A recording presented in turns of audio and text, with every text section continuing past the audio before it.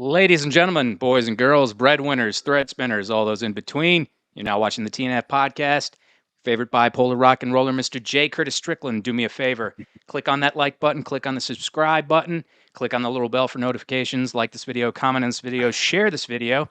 And we got official merchandise at hellsheartco.bigcartel.com. Use the code 20 for 20% off your entire order. And they're really nice shirts. They're Bella canvas printed on polyester, cotton, rayon blend. Feel fucking amazing. So, all right. My next guests today are going to be releasing a new single for their album coming up soon. That's going to be on Wednesday. They've been long time members of the Long Island hardcore community. Put out an album back in the 90s on Triple Crown Records, and now they're coming back with some new music.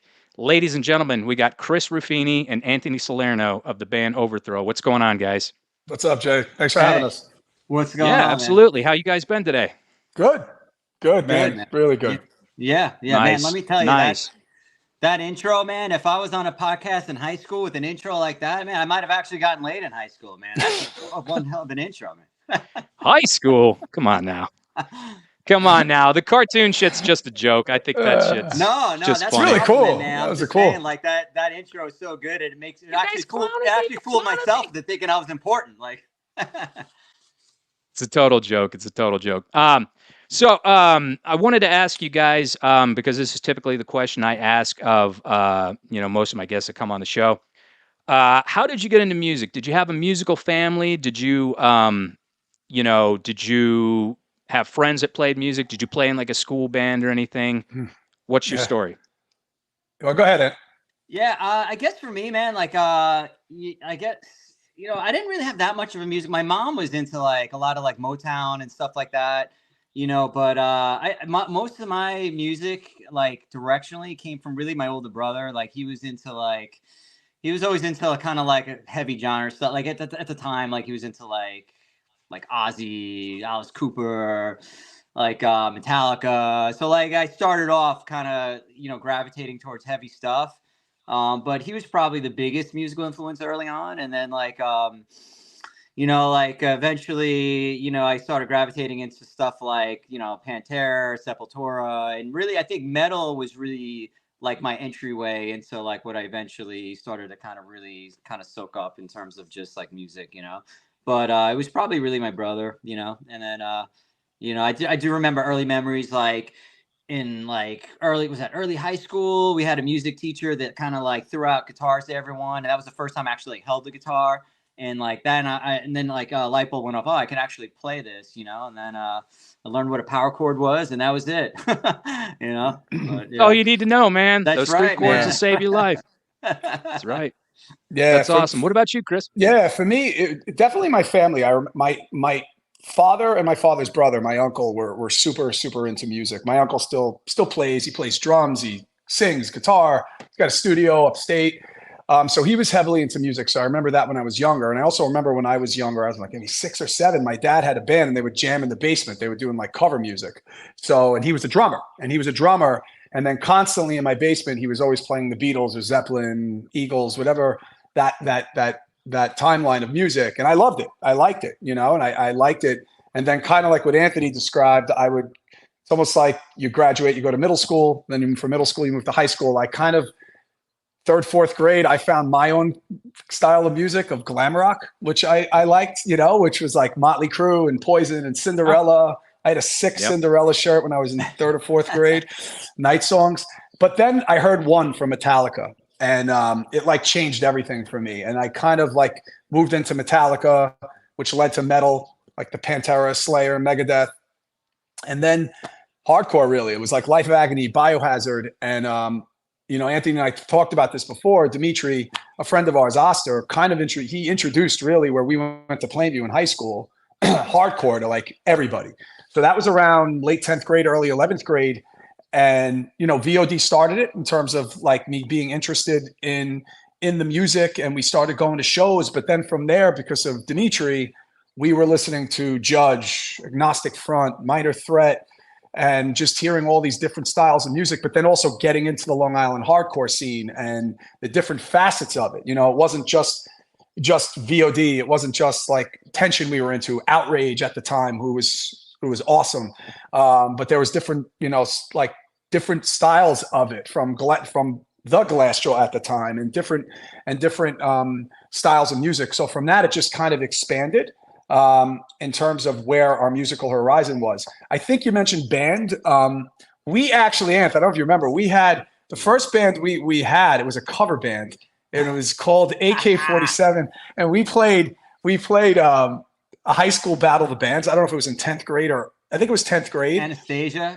Yeah. Yes, it was awful. It was hilarious. We covered. It was hilarious. Like, we opened up with I think Rain and Blood from Slayer. There was like, they put on like Misting Smoke. We were all over the place.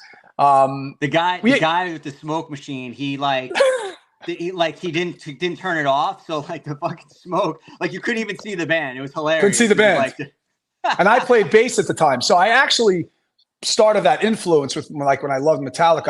I loved Cliff Burton, so I was like, all right, I'll play bass. And I wasn't very good because I'm left-handed, and I just realized this. I was playing right-handed the whole time. That's probably why. That's probably why it was so awful. So that's why then I put it down. And then early senior year of high school, Anthony and Dimitri started. It was guitar. Started hardcore, like a hardcore band, and then I jumped in and started. It was singing and screaming, and that was, the rest was history, kind of thing. And then we ended up, Dan came in, got in the band like a few months later, and we were just a 4-piece until Dimitri moved on to college, and then Rich, who's our drummer, came in. Yeah, and you missed a very very important thing though. Like, we got to talk about that bass he had. Like, he had his bass, and like, I don't know what it was. Like, we played in the basement, and I don't know if it just wasn't grounded properly. But it would just randomly shock you. So you'd be playing and you'd be like, ugh, like, and like, it never occurred to us to like try it like upstairs or like, but that bass it was like a Vietnam War era, like, torture device. We were just like trying to play one and be like, darn, like, No, that would happen everywhere though. It's hilarious. That would happen anywhere you go.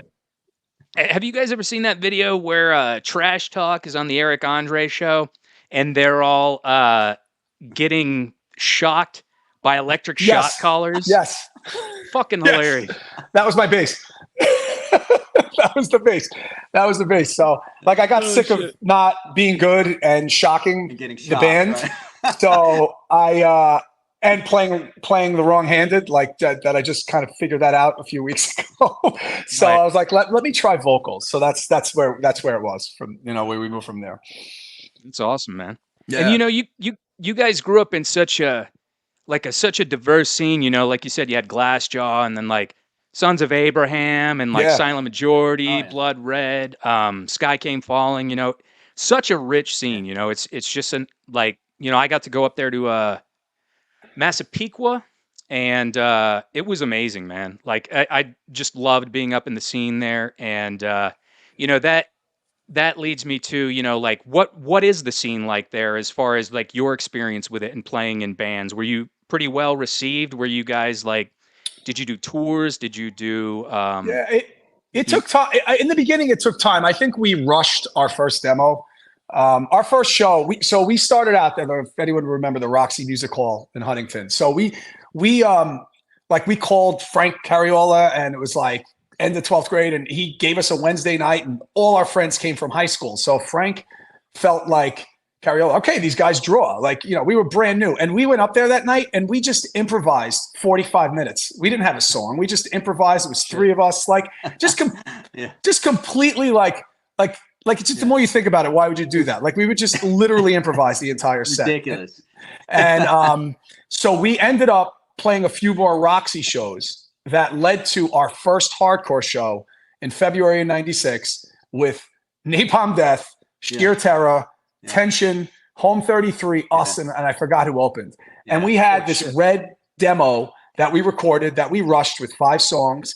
And look, there was stuff that could have been there, but it just wasn't very good. And we ended up selling like 100 of them that night. So we ended up having another show like a month or so later at the Roxy. It was like one of those big Sunday Roxy matinees with 25 to life, no redeeming.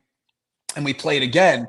And and it just that demo wasn't really ready to come out, kind of thing, and then we released another one over the summer, and then like we gradually started improving to where we needed to go, and then Rich came into the band and just kind of brought an element to the sound that was needed, so we kind of moved a little too quick with that demo, I think, but we got a great show at the Roxy with it, so it was.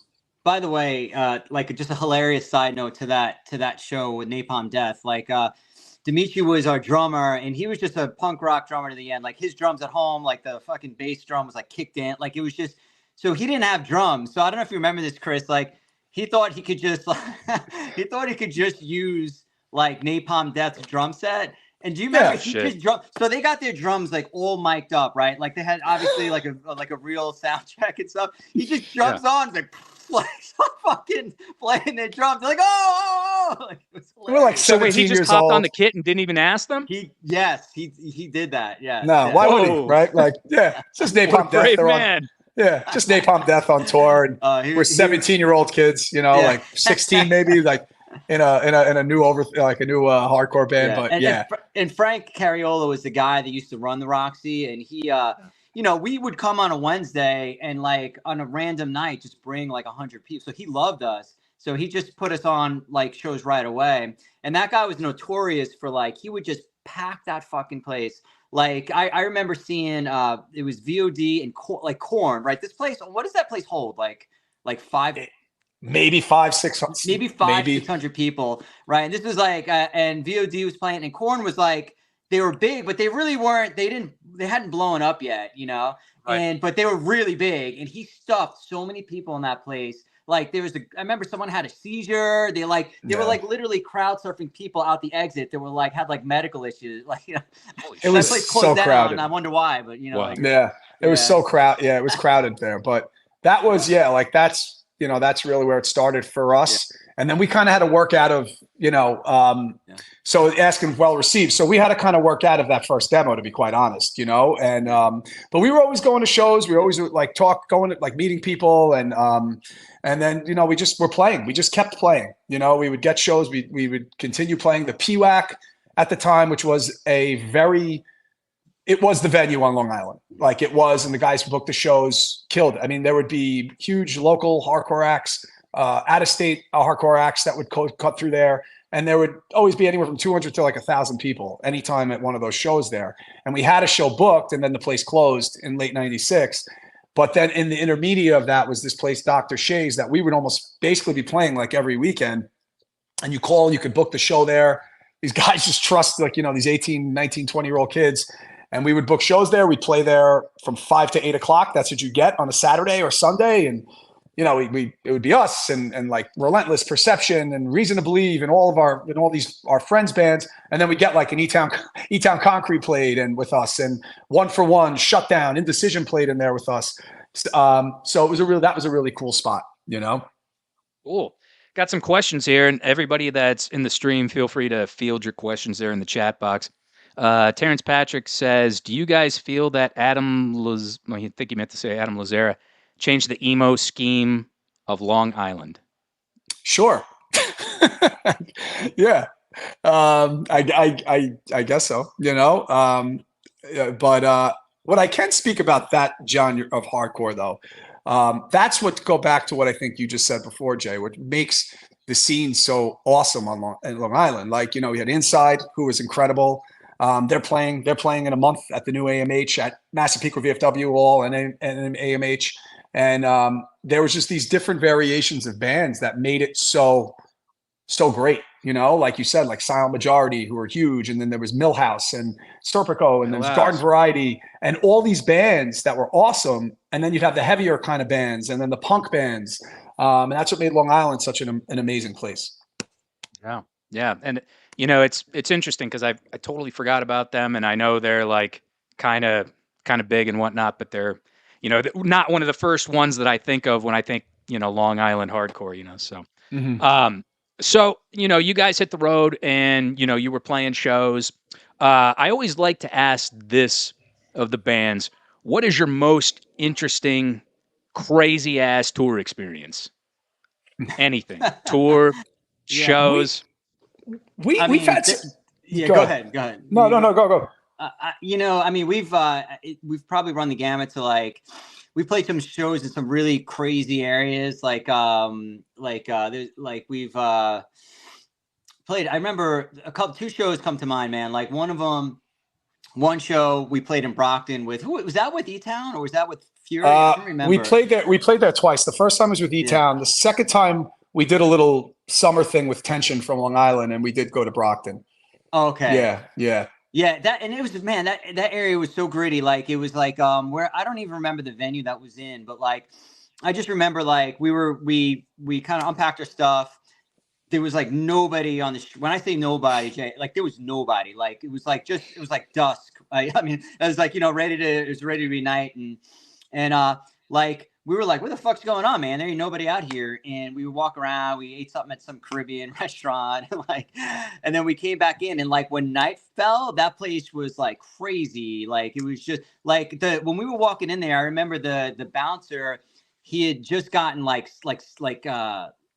he gotten stabbed at the door. Like somebody came in and he showed us the scar, and I was like, what the fuck? And like it was like not even like 15 minutes after he said that, like the door opened up, and this this guy comes in all tatted, like fucking Spanish dude. He's like, anybody want to fight for fun? Like, like it was it was crazy. And I'm like, oh man, I'll no thank you, man. I'll I think I'm good tonight. But that area was nutty, man. And but like in terms of show, like crazy shows, like it would go off on some shows, like Dr. Shays had a couple of really violent shows. I always bring up the one where this guy came in randomly, like rode his bike up to the show and just started to kind of like jump into the fray of the pit. And, like when you do that, you're just asking for trouble. Like he was just like shoving me. And this guy, he got hit over the head with a bar stool so bad, his face like looked like it was coming off. Like this dude was not, he didn't have a good day, Jay. It was just not. And I wouldn't think so. It looked like a cheese pizza, so some of it, I mean, there were some violent shows like that every once in a while, but like I guess those two would probably be like the craziest. But in terms of like, there were some crazy response shows, like that Center Reach show, right, Chris? Like there were some really good ones in there, Some cool, like I guess tour stuff. Like I remember when React came out, we did a bunch of weekends in different places. We went to Springfield, Massachusetts. We played Connecticut. Connecticut was always a great place, especially because we did a split CD on Stillborn Records with Voice of Reason. And Jay, who you had on here, it was a great interview. It was awesome. Like we played with them a lot. Like they play Long Island, we play Connecticut with them. We played other places with them. They were great. So we would play Connecticut a lot, and people had heard us because Voice of Reason was big up there. So when React came out, it was cool. We played like after React, there were some really like wild shows we played up in Connecticut at the Hanover House that were great at the time that was there. I remember, I'll get to Long Island. There was a Jersey show we played. Well, we played the Pipeline in Newark, New Jersey. That was an interesting place to not a place, but I guess just in the heart of where it was in Newark. It was kind of a similar area. Anthony was describing where we were in Brockton, and we played like 4 or 5 times there. But I remember the craziest show was with E-Town, their record release for their Time to Shine, their first album. Nice. And it was awesome. Like our reception was awesome, but their reception was like out of control. Like the pit was insane for that show. Yeah. And then we had a lot of like after React, like we had like a lot of great shows at Deja One on Long Island that were great, for us, where people would be up front singing along. And Center Reach VFW was great. We had like one show, we had three or maybe even 4 pits going, which was really cool. There was a lot of people there, so we had some really cool shows. There'd be shows out of state we play. There'd be some, not all the time, but sometimes most, more people in this chat than there'd be at the show. That would happen sometimes, but that's what it's all about, and a lot of bands that you talk to probably on here, that's what happens. That's part of the grind of doing this, right. is having those kind of shows like that. Yeah, totally. Adam's got a question. Adam I. Why did it take you 25 years to release new music?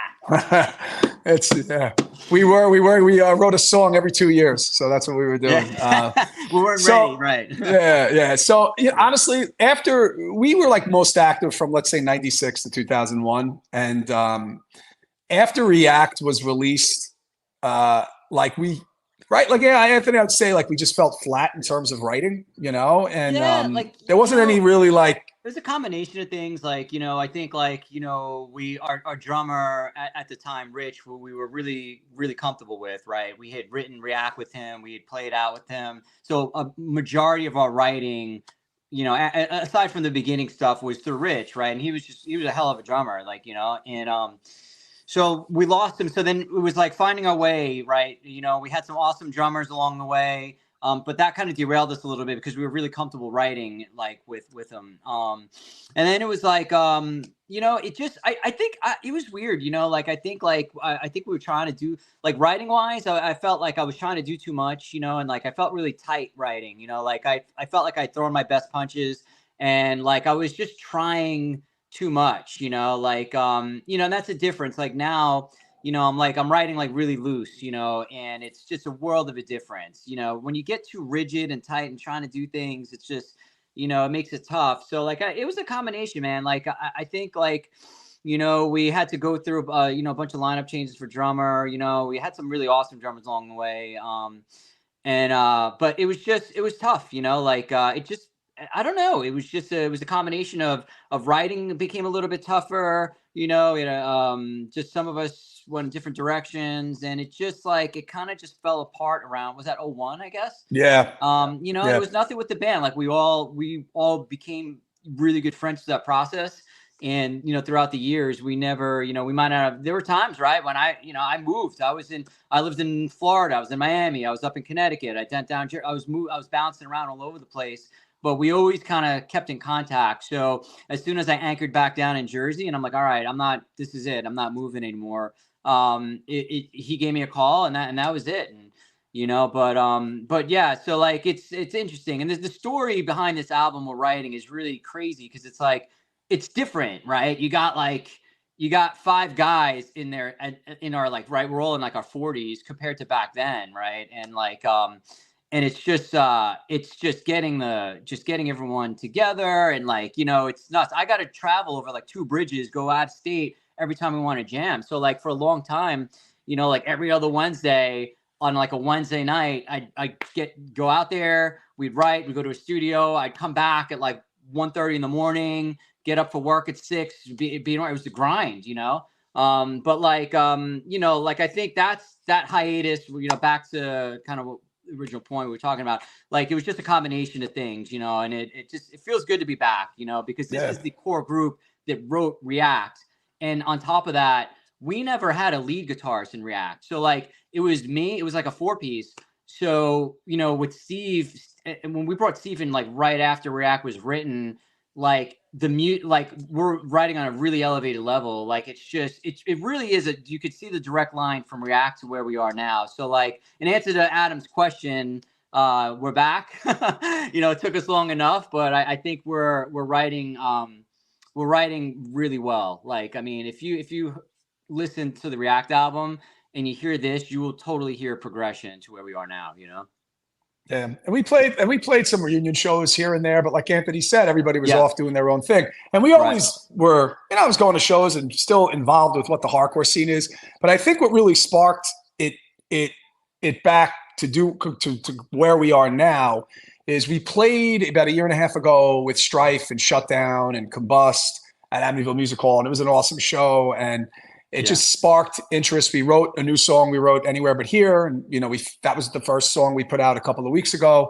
and it just sparked an interest for us to keep it going and write. Yeah. That was always something, me personally, I wanted to write a follow-up album. It was like a bucket list thing. I always felt like I wanted to do that. And honestly, what really, for me personally, and I think a lot of the guys too, what really pushed us to want to be back and play shows and write a new album is what's going on right now in the scene. It's awesome what's going on with all these new bands, and not just in Long Island, like with Standstill and Koyu and obviously Pain of Truth they're somewhat new now, but they're killing it, and then there's like Heads Will Roll and Last Laugh, and there's another band, Deadshot, that's up the road for me, that are doing really well.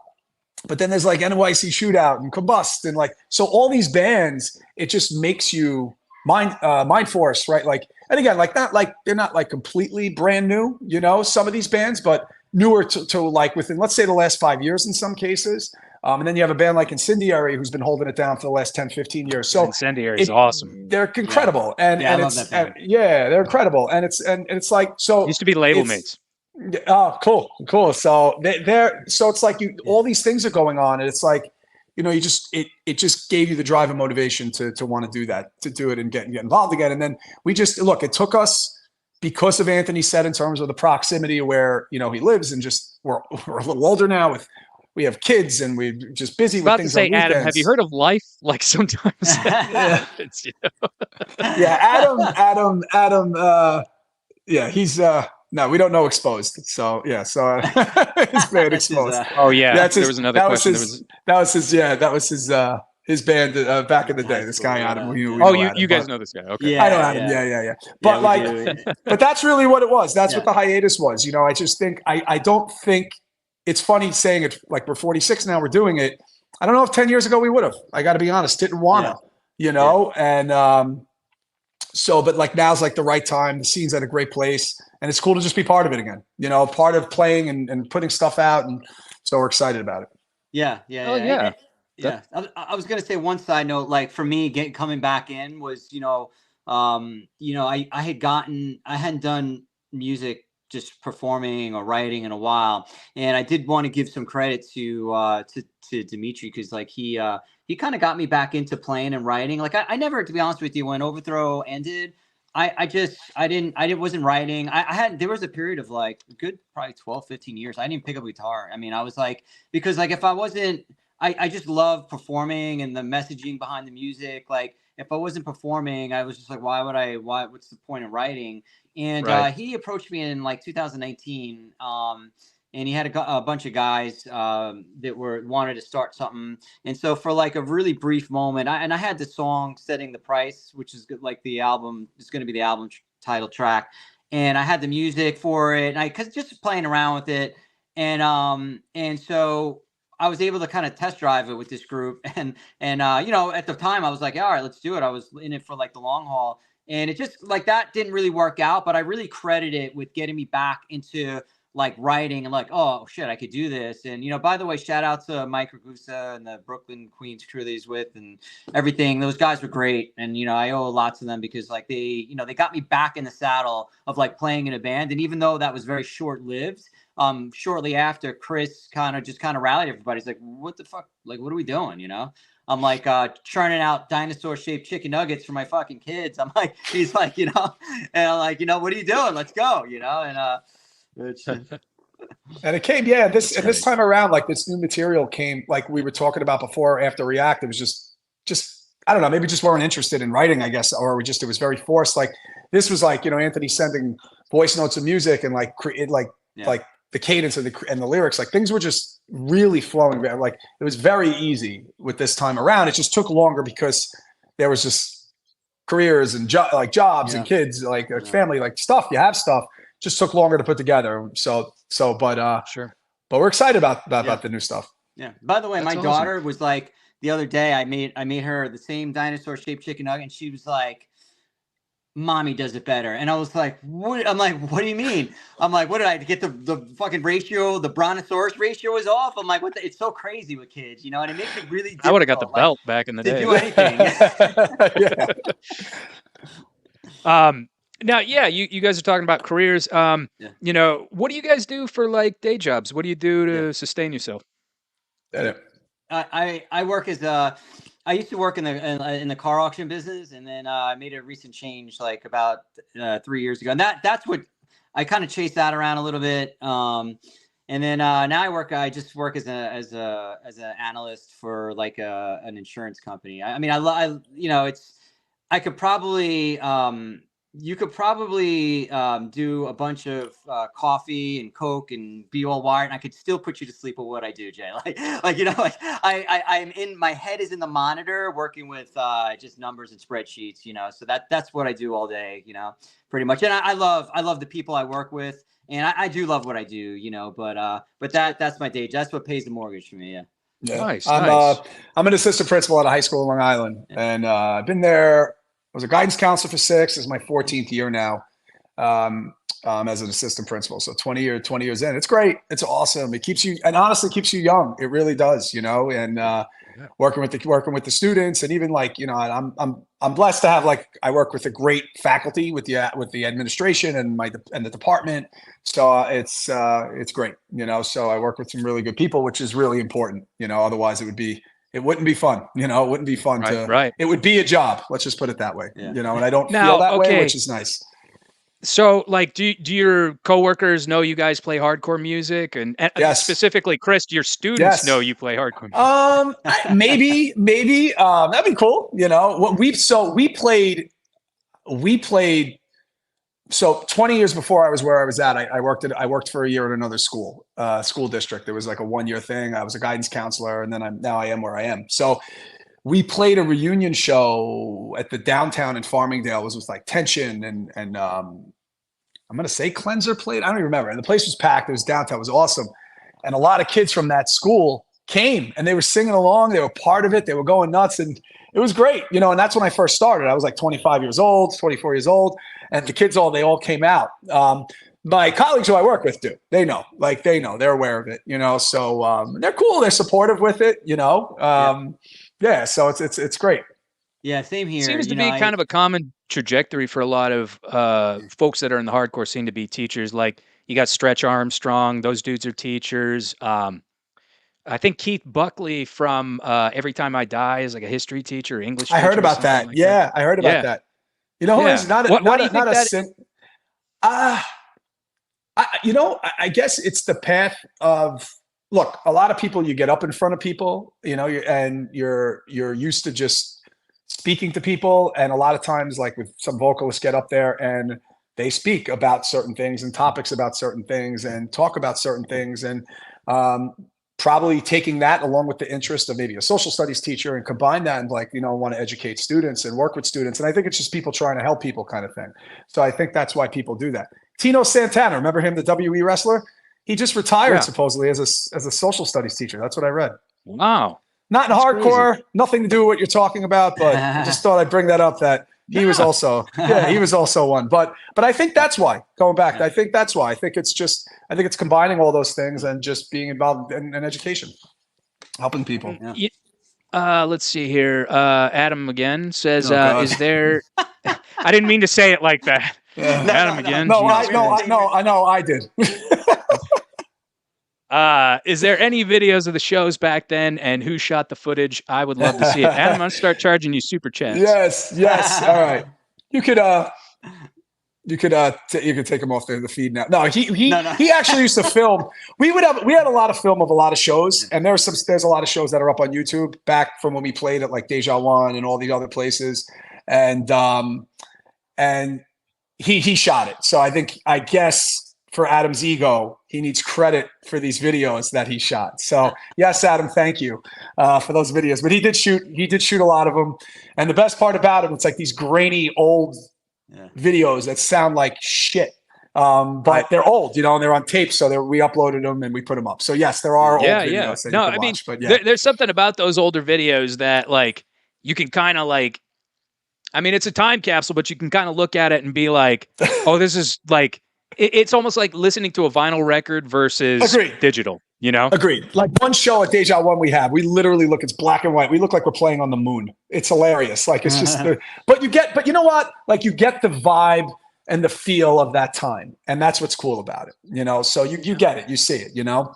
Yeah, definitely. You know, I always like to talk about, you know, you mentioned some of your influences, specifically hardcore. Do you guys have any influences outside of hardcore musically? Yeah. I mean, I love like when people say it's not metal or heavy or anything like that. That would be like completely an about face from something you would normally listen to. Yeah, I mean, I love Creedence Clearwater, man. Revival. I've seen John Fogerty literally 3 times in the last 2 years on this like tours. Oh wow! So I really like them. I like Fogerty. But you know, I mean, I always you know, I listen to so much different stuff. I started getting into like some old school country stuff. You know, I listen to you know, I listen to some hip hop, rap music. I listen to, I'll even get into electronic. I just like all music. I legit like all. It's very hard for me to find like a genre of music. There's always something really good in every genre that I could gravitate to, you know. So, but Sure. but I've always liked, you know, classic rock. So like I go back, you know, show my age a little bit, but I love I love classic rock a lot. So Yeah. whether it's yeah. I think I said it earlier, but Beatles were really like the Beatles really got me into music. Like, well, other than my uncle and my father, I heard used to hear them playing all the time. But like, I Sure. still love the Beatles. Like everything that they've put out, from even the earlier stuff where they were, you know, and then to where they moved on to like Let It Be and all that Started stuff. doing drugs. Yeah, that stuff, and the music got better. Psychedelics. Yeah, the music got better. But I'm like, yeah, Yeah. like a big Beatles fan. I like stuff that's not all the stuff that's on the radio, but there's things on the radio that I do listen to and I like. But I would say influential, like Beatles, just because like I'm 46 now, but when I was in like probably like I said earlier on, like second, third grade, first, whatever it was, third grade, like, and I still love those songs to this day. You know, to me, it showed influence that I enjoy that music. You know that That's awesome. but I Could you listen guys to ever see everything. yourself playing in a non-hardcore band? I really can't. I mean, like, I don't know if, you know, I have a very specific, I sound like Liam Neeson. I have a very specific set of skills, like, you know, that movie and like Taken, but like, I can only play in a hardcore band or a punk band. I'm not, I never, you know, you play guitar, right, Jay? Do you play Play guitar? guitar, bass, yeah. Yeah. So like, I mean, I just never learned to read music. I play everything by ear. You know, like it would be hard to be in a band where they're like, "Hey, play this in like, you know, B." I'd be like, "What?" You know. So Right. like, you know, I could write and play punk rock and hardcore music, and I don't know if I'd be able to play anything. I don't think I physically can do it. Like Steve is our guitarist, our lead, and he's a technical guitar, like he's a real technical guitarist, you know, like Sure. I'm more of a writer. A lot of my stuff is on, you know, really off of groove, you know, and like you know, I do everything by ear, you know.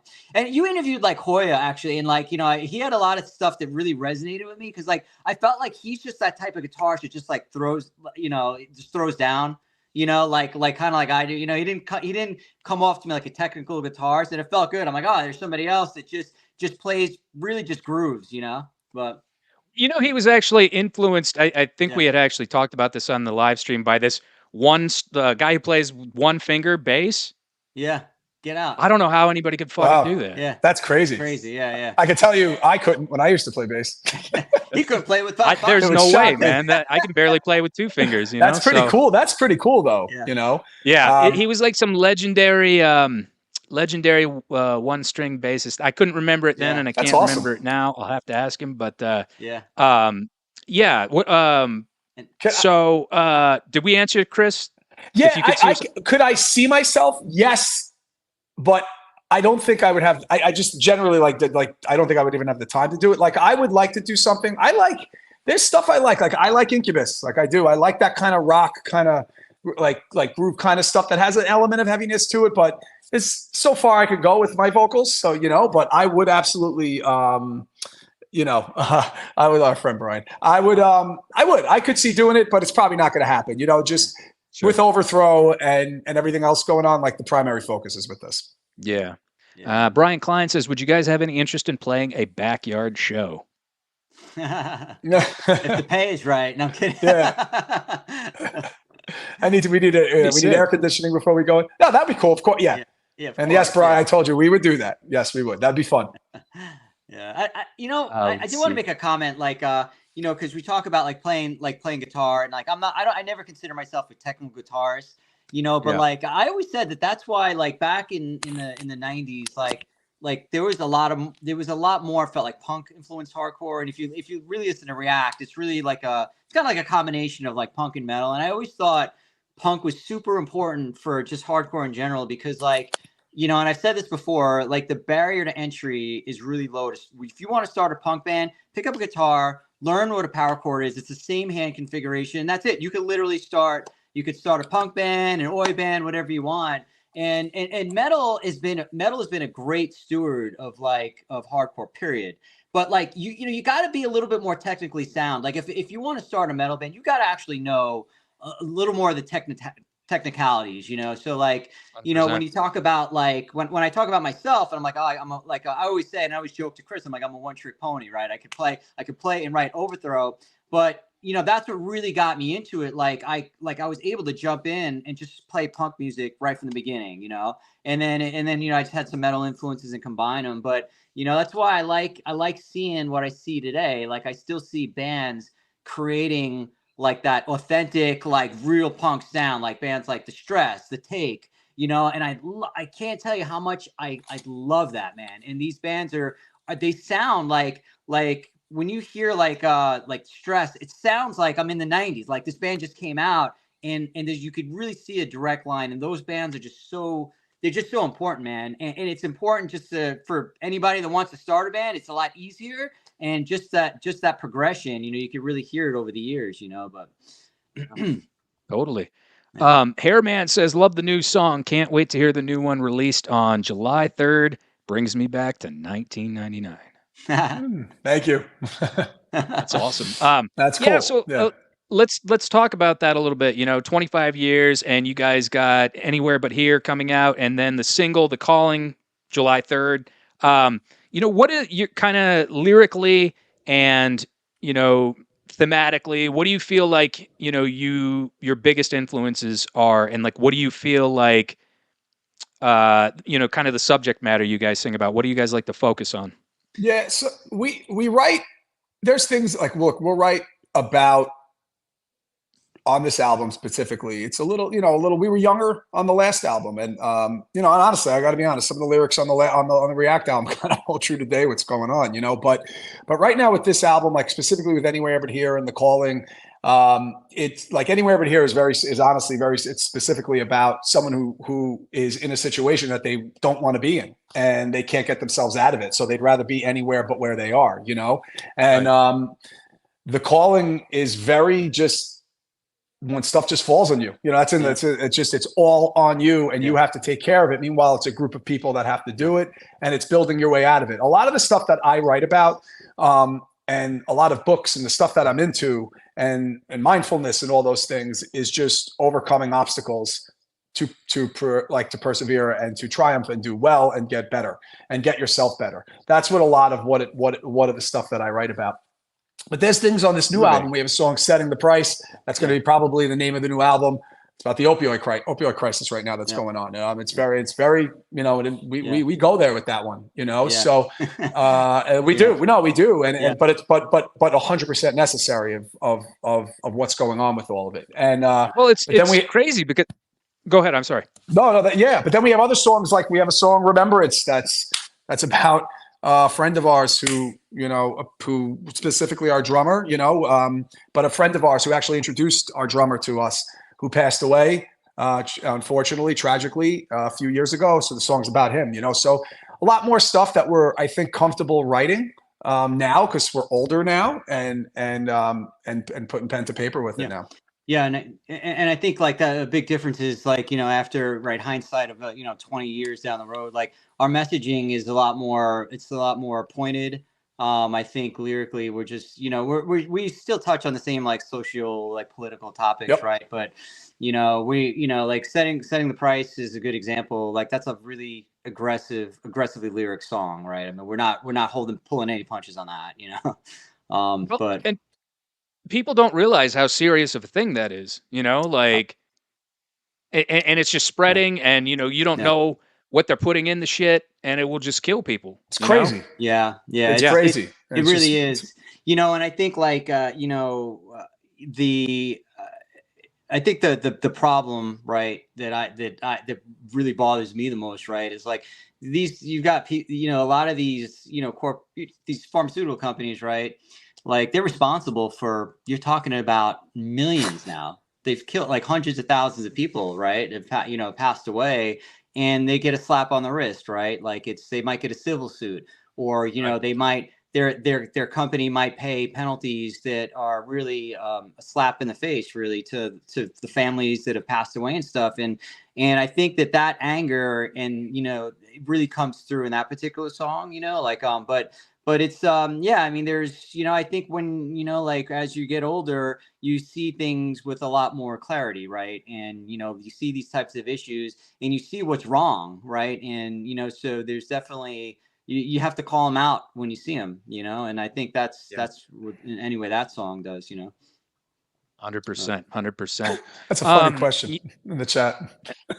Oh yeah, question for the both of you. As the years have gone by, is it your money or your life? So that's like a line in one of our songs, Dead Last on React. I would say both.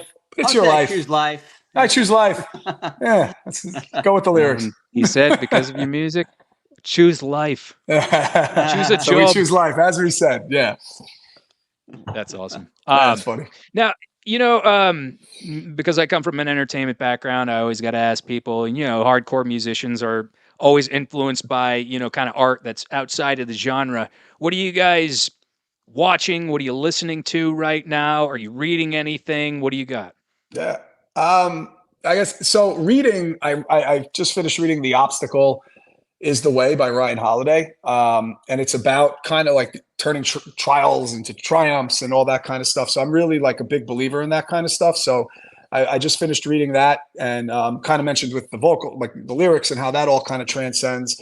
It's typical. It's like mindfulness, all that kind of stuff. So I do like reading those things. I also like, in the past, I like reading like autobiography books by bands, and members of bands. I just find it so interesting. Like this was a long time ago, but like Slash and Duff's book was just like, it's crazy reading like the stuff they went through. That. It's crazy because you're like, I don't know how they're alive. Like it's honestly, it's really like amazing. So I love reading books like that. But I like I said, The Obstacle Is the Way was one of them that I just actually finished that I really liked a lot. And it kind of goes with, where I'm at with certain things and try to, like I said, it's turning like issues or whatever you have and try to persevere through them. Sure. And it's interesting about Duff McKagan because I was never like the biggest GNR fan. I like maybe a handful of their songs, but Duff comes off as like just a real dude, like, and a hardcore and punk guy too, have you guys seen the Amoeba Records thing where they do What's in My Bag? No.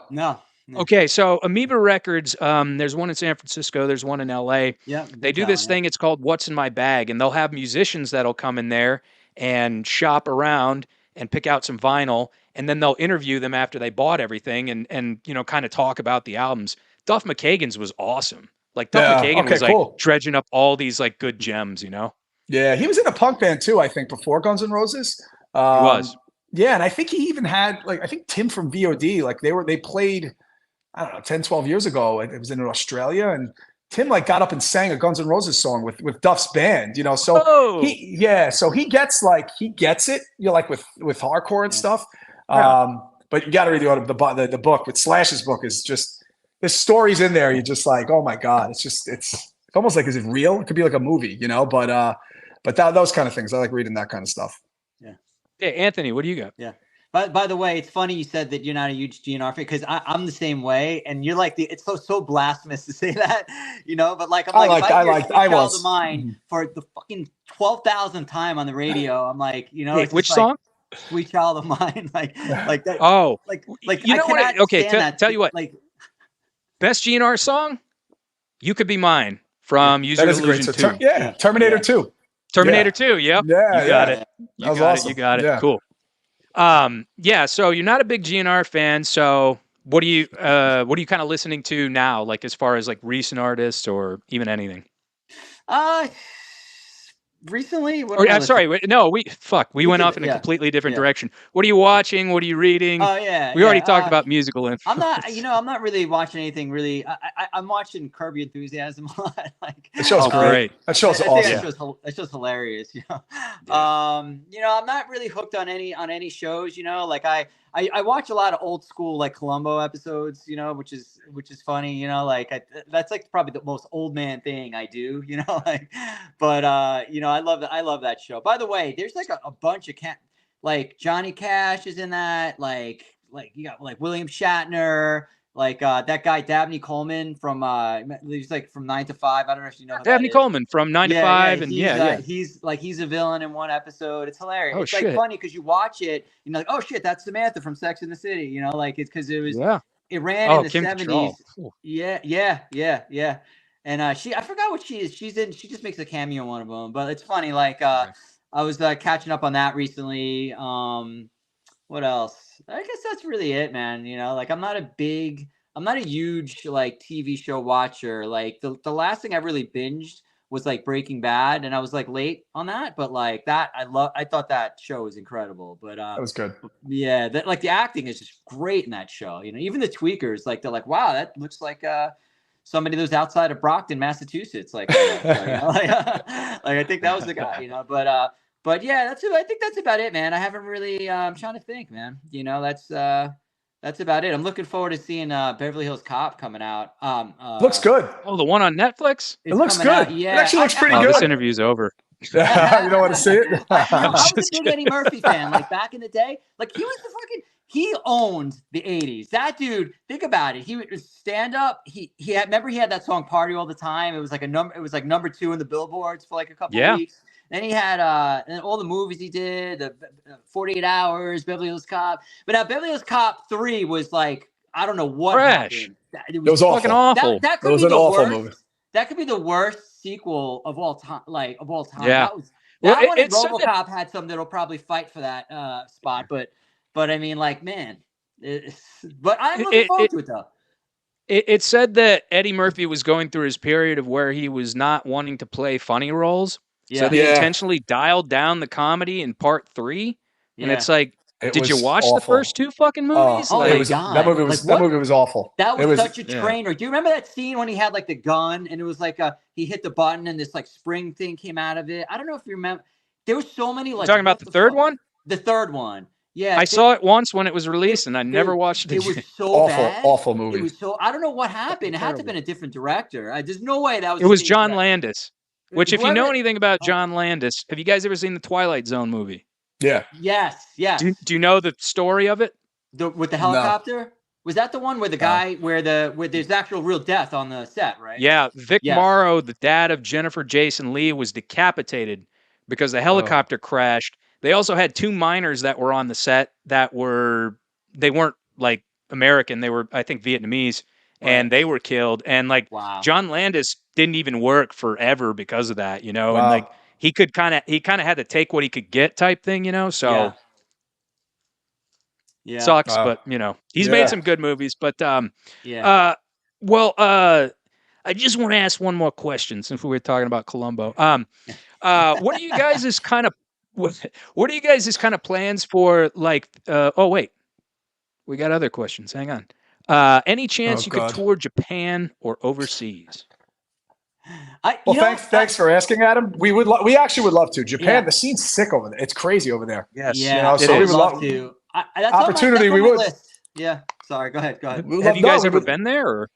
No, it's when I say on my list, like playing overseas is on my list.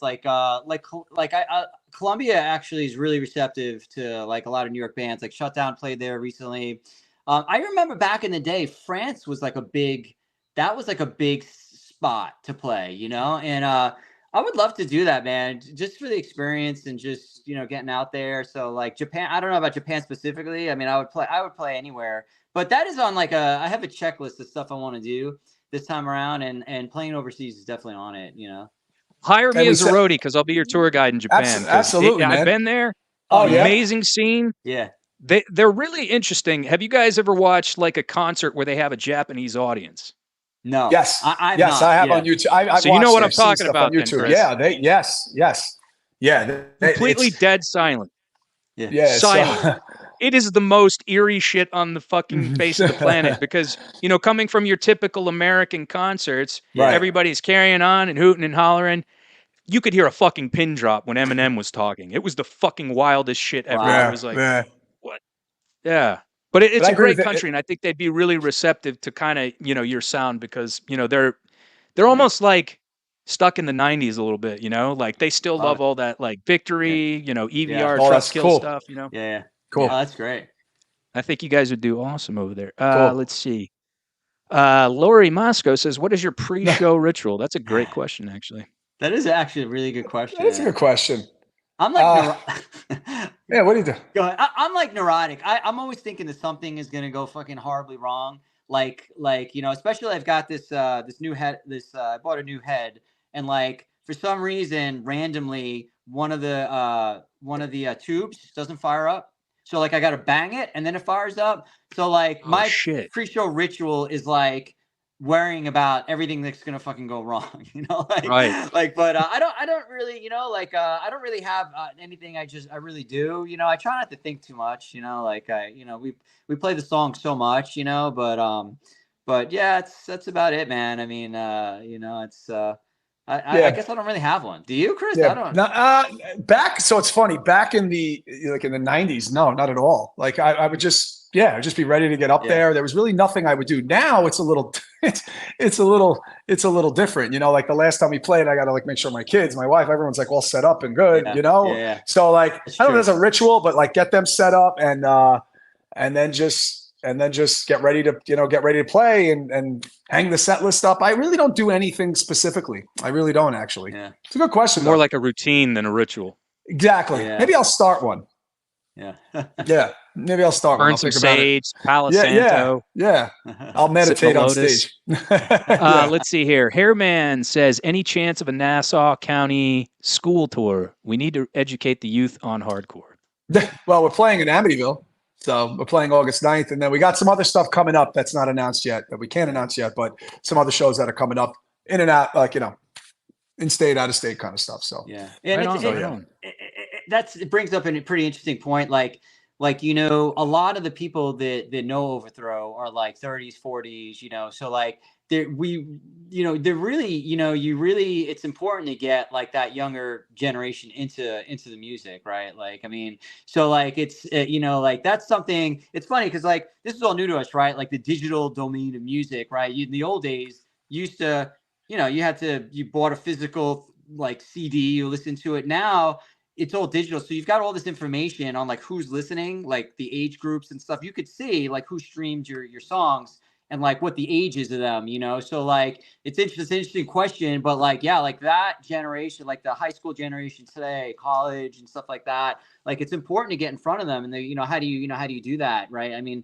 like a lot of it happens organically. If what you have is good, the people will share it and stuff like that.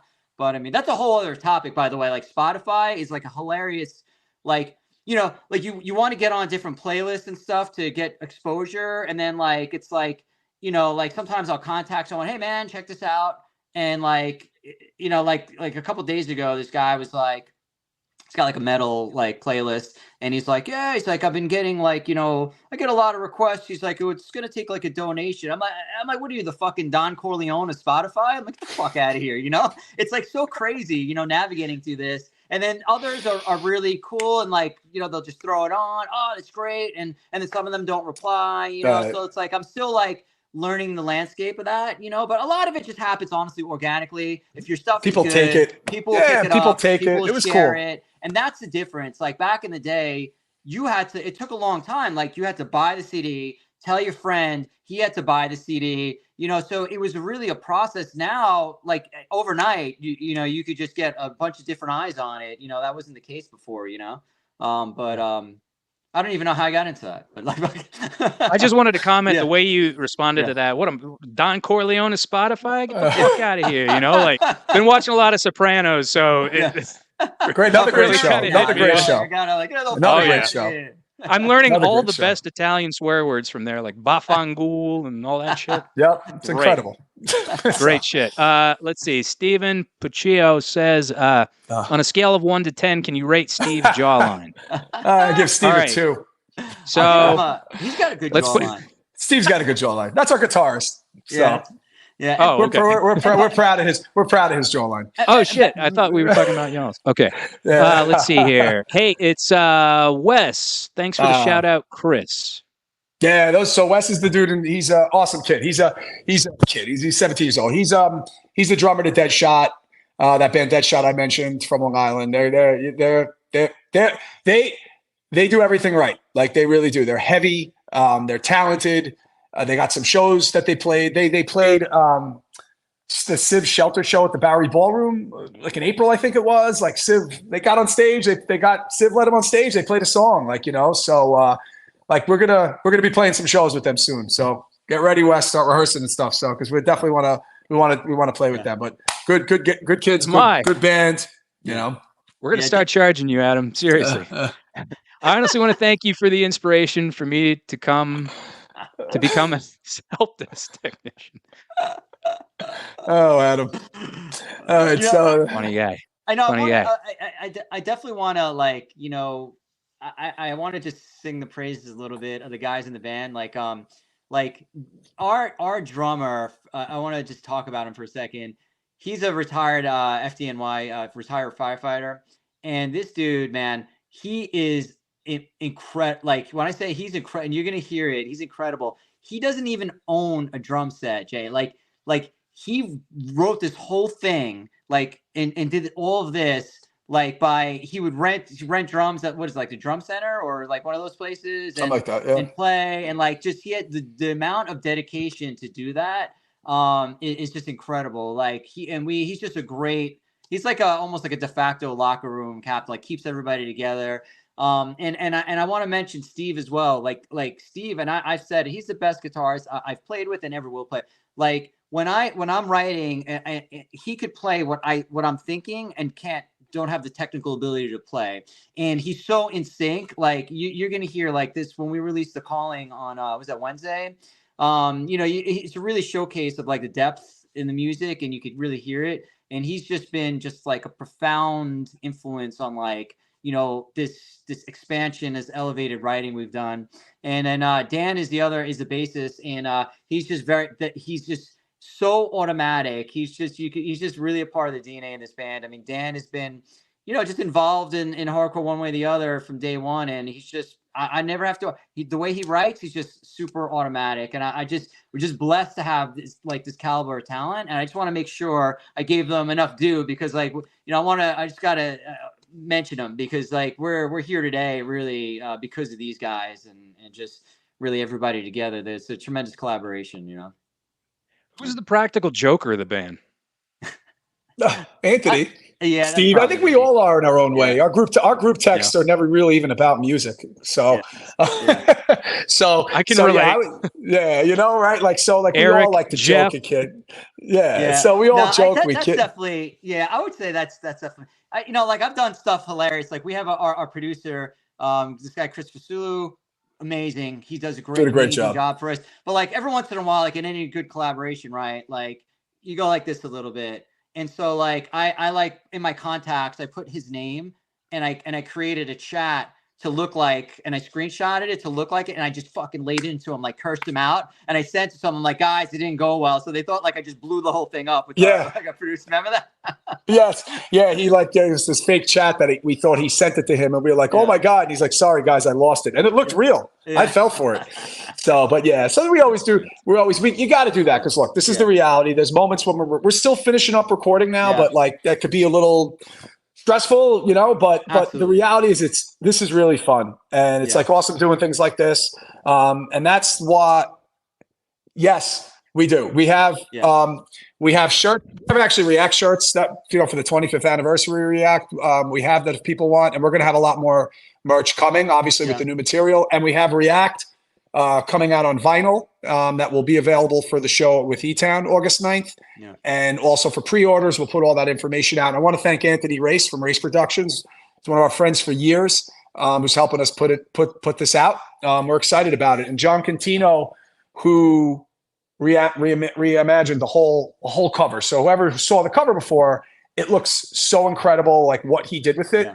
John Catino's the one, he Incendiary, with the cover City Incendiary's album, their logo. He redid Sky Came Falling's 1021 LP on vinyl. That looks fucking great. And he really killed it. Like, so we're excited to get it out. So we'll have that. But yes, there will be more. That's another bucket list thing for us. Like we never had merch. Like it was just hilarious. Like we just never had it. Like we just, I mean, we had it, but like enough. it was like, you know, I think back then, right? You'd have a box of shit, you'd sell it, and then, you know, like, all right, somebody's got to do the merch again, and like, you know, like we just were not I don't want to do it. You know, we have a website that we're gonna, like, you know, finally Overthrow will have like we have social media sites and stuff, but we'll have an actual site and where we'll have merch continuously. So like, you know, that's probably about 2 weeks away. Yeah. You know, if you ever need somebody that can design and press merch, ta-da! Yeah. Okay. Absolutely, man. So yeah. Cool. That's ever something you want to consider. Cool. Absolutely. One Absolutely, thing. So you guys plan on playing the Southeast? I would Southeastern love to. United States. I would love to. You know, I mean, I think, you know, and I always said this to Chris and the guys in the band. Like, I think the music is gonna lead the way for us. You know, so like whatever opportunities come, and if we could do it, we'll do it. You know, look, I mean, the reality is, right? Like we're all in the trenches with our jobs. You know, and Steve is a small business owner, and we're out there. We're in the grind just like everyone else is. You know, but if we could play it. And it's the right opportunity for us. Obviously, we'll play anything, you know. We'll, of course, yeah, absolutely, we would love to, yeah. Yeah, everything's open. If it worked out, yeah, everything would be open for that. It'd be great. Deadshot is looking to get a new logo. Do you have any? Just said it, Wes. I got a guy that works for me that does all my work. So hit me up on Instagram at hellsheartco. I'll put it in the chat there. So very cool. Yeah. Do you guys prefer weekend shows, or if you had the opportunity, would you do like a full U.S. tour? Weekends obviously are ideal, you know, even though our weekends are all taken up with tournaments and kids stuff and all that stuff, but good stuff, you know. But weekends a little more ideal. But like obviously, look, if a tour came along that was like, wow, we'd have to sit and talk. Like, I don't know how much of us could. It depends how long it is. It depends. Like, I personally don't know if I could do like a 2-month thing or a month. Like, it'd be hard depending on the timeline of it. But we've never been presented with that. So if like something ever got presented, we'd sit, we'd talk, we'd look at it. You know, I think we could pull it possibly. Off. Yeah, I think we could pull off like a summer tour because, like, you know, if you really think about it, like. You can have a little more time to work a little bit. It's not like you don't have a ton of time, but maybe you can. You know, Rich, you know, it's funny, he's retired, but then he does a lot of. We could probably string something together for that. For me, I'd have to like basically, you know, ask if I could work remotely. You know, like, and for what I do, I could do everything remotely, you know, but that's awesome. We try to make it work, but we would try to make it work, you know, if something came along. I would really throw down on that and do everything to make it work, you know, if we had the right opportunity, for sure. And Chris, it's opportune for you too, because it's summer, you know, and then you wouldn't, you know, have to worry about asking off for work or anything. That's why guys in hardcore bands. That's right. You just answered that question. Play during the summers and all the summers. Yeah, I got some time. Yeah, I do. Exactly. So I mean, look, never say never. Right? You know, obviously, if something happened, I think we'd have to work it around it. We're not like it's 20 years old, but we'd look to see how we can make it work. Yeah. Any dream country you'd like to play aside from Japan or? I love France. France. There's something England. about that place. I was there with my wife, and I just love. There's just something about it, and not even anything to do with hardcore. I just the south side of France is awesome.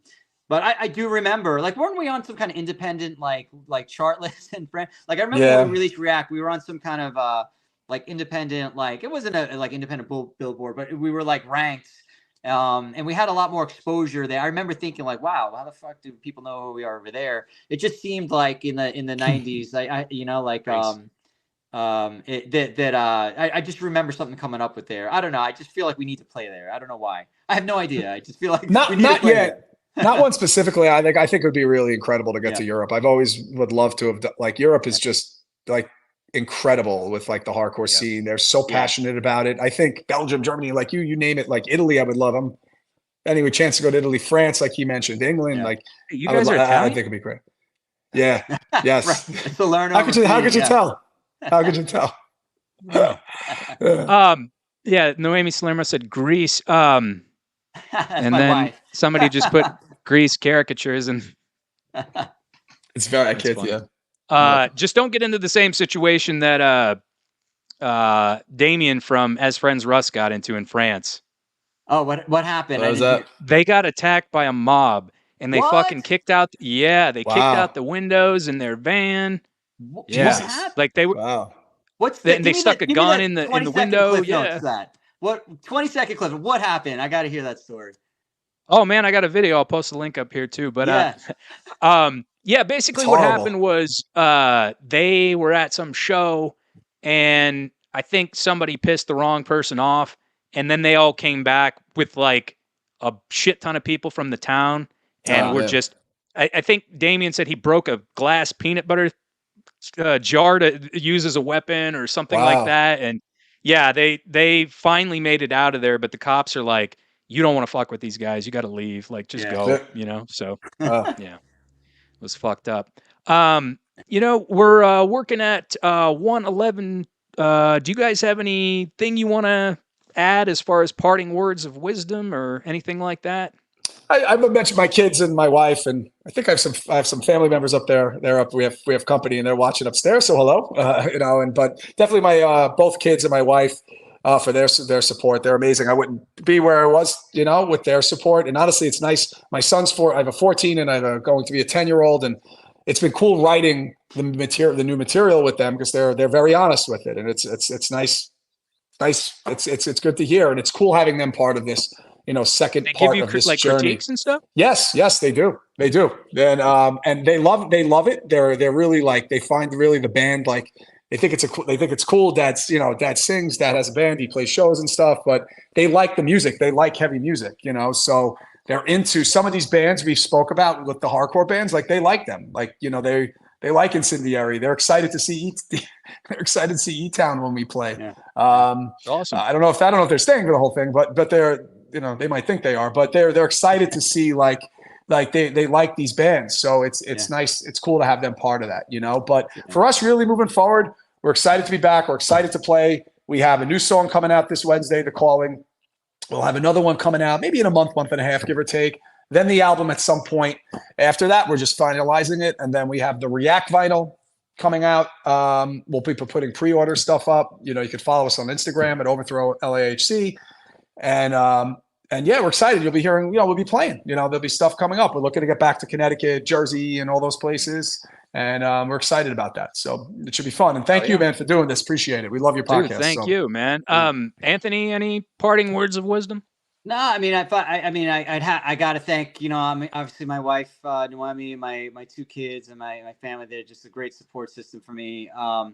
Yeah, I mean, I could just say, we're really working hard at this. I mean, really, this album, like we're absolutely throwing our best punches, and we're not releasing anything that we're not like it has to be perfect. We're really spending a lot of time and money because this is self-funded on this album for now, Yeah, we're doing this ourselves, and sorry to jump in it. Like there's been a couple of labels we've, I'm not saying we wouldn't, but we're doing this ourselves, like, which is really, it's fun. And it's interesting. Like how Anthony was describing the Spotify stuff. Like we're there's playlists we've got on, and there was some people that have just, we've worked with, like Anthony has. So it's been, that part's been exciting. So sorry to cut you off. Yeah, no, I just figured I'd throw that in. Yeah, but so. Yeah, no, absolutely. Yeah, it's been a great, really great experience, and I just want that for everybody that listens to this. Like a lot of the the folks that